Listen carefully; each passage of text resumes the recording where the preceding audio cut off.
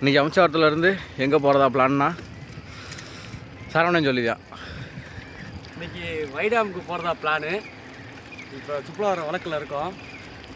வைடாம் reach பண்ணிட்டு நான் என்ன பேசுவேன்.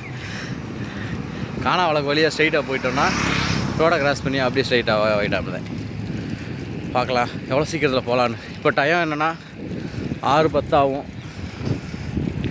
சீக்கிரமாக பிளாக் வரும். காணா வழக்குலேருந்து ரோடை கிராஸ் பண்ணி வைடாம் ரோட்டில் போயிட்டுருக்கோம்.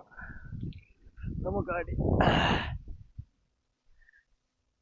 வைகை டேம் ரோட்டில் போயிட்டுருக்கோம். கொஞ்சம் சீக்கிரத்தில் ரீச் ஆயிடுவோம்.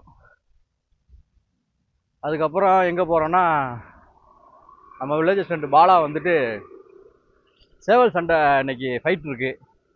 அதனால் அப்படியே முடிச்சுட்டு கடம்பலை கொண்டு போகிறோம்.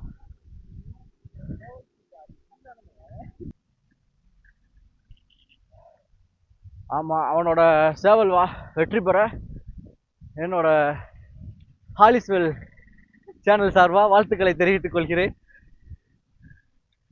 இனி அடுத்து வைடாம் போயிட்டு ஃப்ளாக் பண்ணுறோம்.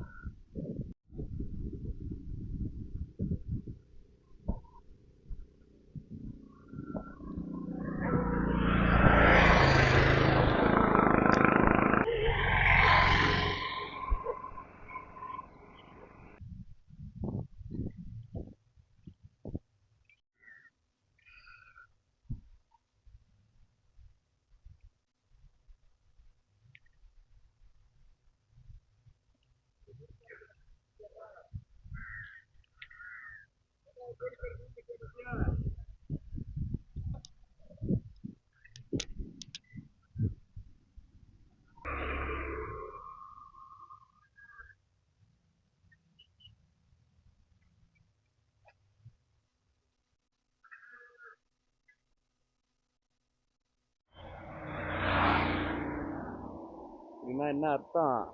நாங்க வைகை அணைக்குள்ள வந்துட்டோன்னு அர்த்தம்.